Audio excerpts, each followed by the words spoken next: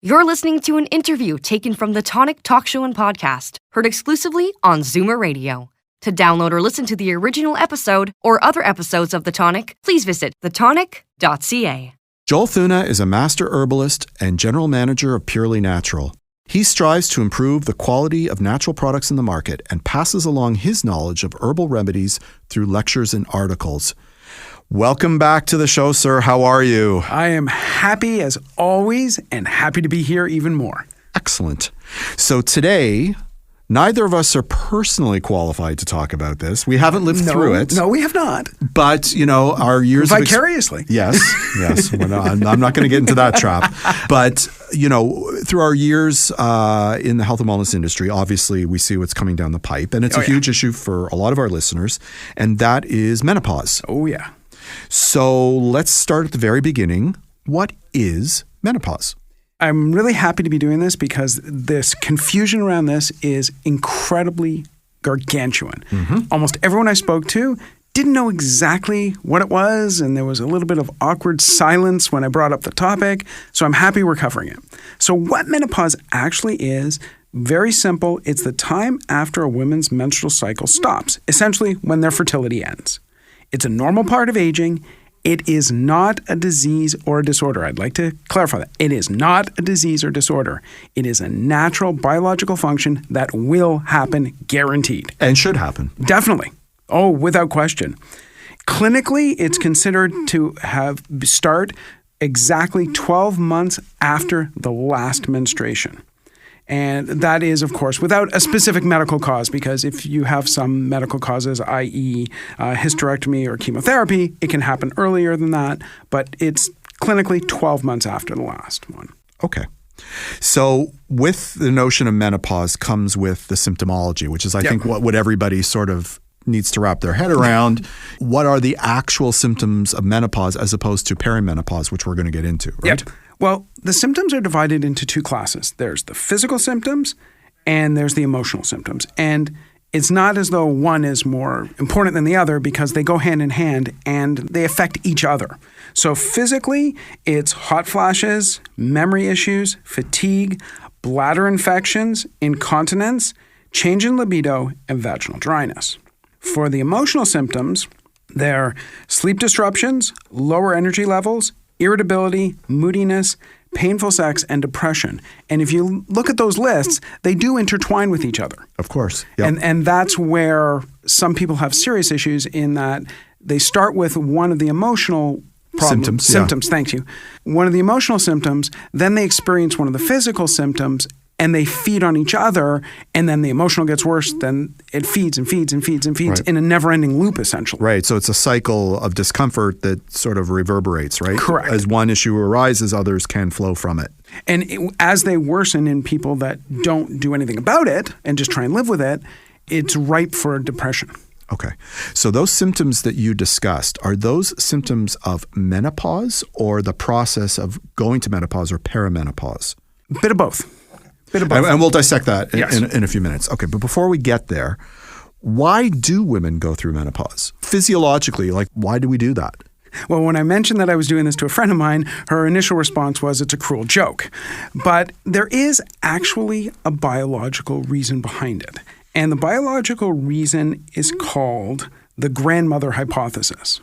And to discover this, researchers had to look at the only other species other than humans that go through menopause.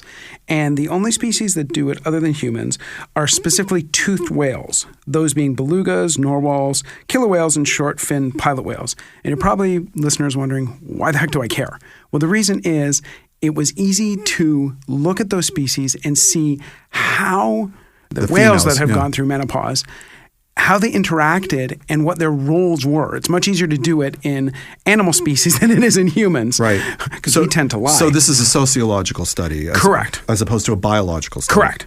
And what they found was that older females that have gone through menopause play a vital role in helping to feed, raise, and teach the generations that follow past them, that being children and grandchildren. They found that by doing that, those women are ensuring the survival and the thriving of their offspring.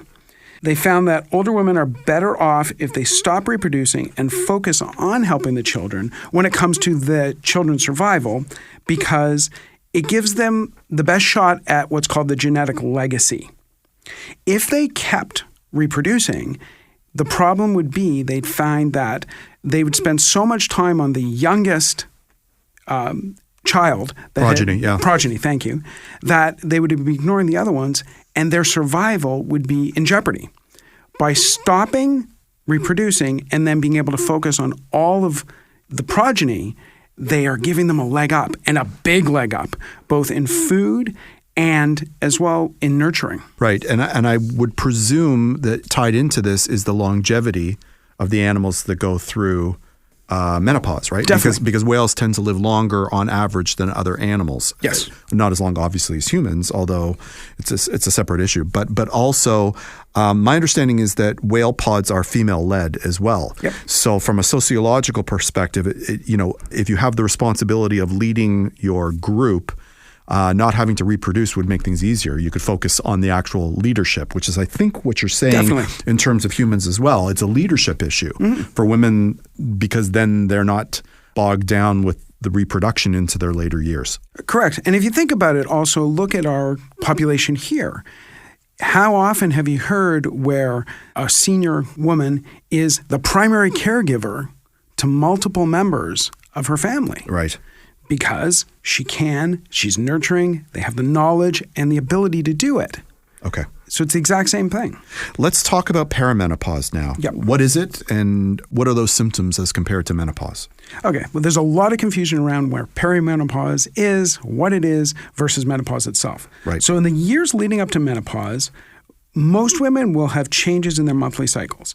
Hot flashes also, unfortunately, and other symptoms that they automatically attribute to, okay, well, maybe I'm going through menopause now. No, it isn't. It's actually perimenopause. These years are called perimenopause, or other people also call them the transitional years. It usually begins somewhere between age 45 and 55 and lasts about 7 years. For some women, it can last as many as 14 years. Wow. Oh, yeah, it's long. During the transition, what ends up happening is physiologically, the body's production of estrogen and progesterone, the two hormones made by the ovaries, starts to slowly decrease. Mm-hmm. And the slow decreasing, that's what causes all of the symptoms. They often experience spotty menstrual cycles, sleep disruptions, and as I said earlier, hot flashes. Now, physiologically, bones become less dense, leading to risk of fractures. And on top of that, energy, the way your body uses energy changes. So you can end up all of a sudden being more lethargic, and you can also put on weight rapidly. Now, here's one of the interesting things about it. In the last 1 to 2 years of perimenopause, the rate of hormone decreasing increases dramatically. At this part of it, so just before actual menopause, women can start to endure all the symptoms of menopause as their body reacts to that rapid decrease. I see. So even though they're still menstruating, they're getting all the symptoms as if they are experiencing menopause, where they no longer have the cycle. Correct. And the reason that happens is, even though your body is still producing the hormones, it's such a rapid decline and such a dramatic decline that your body's struggling to figure out how to handle it. Okay. So all women go through it. Yes. And now we're going to tell them how they might be able to deal with it naturally. Okay. All right. So where do you want to start? Well, the first thing to say, regrettably, it is going to happen. There is no way to avoid the symptoms. If you are one of those women who has, and you just have a checklist, I'm going to get this, and this, it's going to happen. You're not going to avoid it. What you can best try and do is minimize the duration, the severity, and the frequency of what's going to happen. Okay. So how would a woman do that? Well, the biggest one that most women have on the top of their list is hot flashes. Right. And the reason it is hot flashes is they're the one that is the most bothersome, and it is the one that most causes a reduction in quality of life. What is a hot flash? So, okay. Hot flashes are Essentially what happens is the blood vessels nearest to the skin start to expand. That expansion causes a rapid onset, heating up, reddening, and in some cases sweating to occur. And this could be out of nowhere, all of a sudden, you're feeling great, everything is good. 30 seconds later, you feel like you've just entered a blast furnace. For some women, they last a couple seconds. Other women, they can last 5, 10, 15, even I've seen as high as 25 minutes. They can go from literally 10, 15 degree difference. It's massive how different it can be. And it's remarkably uncomfortable. For some women, it's predictable. For example, I get one every day at 2 o'clock, or I get one half an hour after I do this.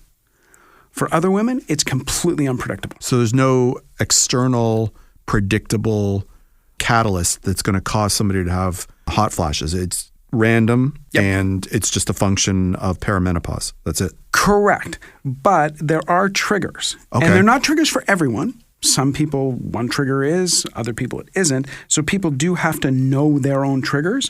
Common triggers are stress, restrictive, tight clothing, caffeine, alcohol, specific spicy foods, smoke, and that is from cigarettes, vaping, or cigars, heat, and inactivity.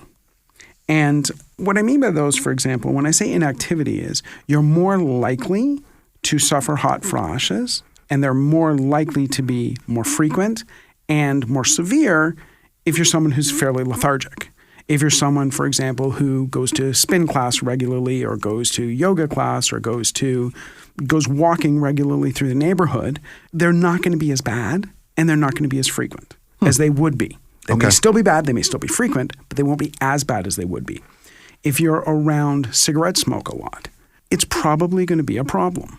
Okay. And tight clothing just makes sense. Yeah. Being around a hot environment just makes sense. Right. So don't do hot yoga. If you're going to do the yoga, don't do hot yoga. Agreed. Spicy food, that's an interesting one. For individual people, the actual spice is going to be different. For example, I know some people who, yes, they're in menopause, yes, they go through hot flashes. They can have things with chili, unbelievably, no problem. Give them something high in ginger, and it sets them off. And I'm sure it's reversed for other people. Stress, that just makes sense because stress, with all of us, stress causes your hormones to go nuts. Like everything else, your body has to find a way to react. Okay. All right. So now we know what can trigger hot flashes and we know what they are. Other than avoiding the foods that might be triggers for you, and I suppose that's a trial basis, right? Definitely. If you note that something is triggering the hot flash, avoid that food. That's easy enough. What else can a woman do if they're experiencing hot flashes? Well, the first thing you always want to do if you're someone who experiences hot flashes is to stay cool. Yep. And staying cool means a lot of different things. One, quite frankly, have fans around. Around you, circulating the air, even if they're on low all the time, just to have a nice cool air going around you. The other one is to have what is referred to as a chill pillow.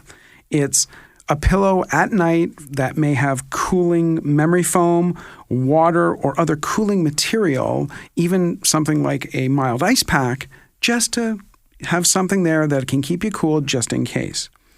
Wear light clothing and do it in layers so that, for example, in the winter like this, you can pull off a layer or two and still be okay if need be.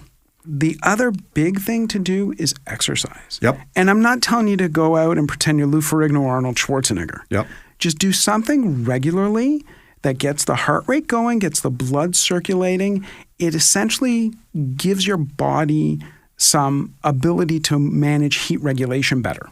Because your body has to do that when you're exercising. Okay. So we have time for one more topic, and that is, are there supplements that can help with the hot flashes? There are. There's 3 ones that are quite common.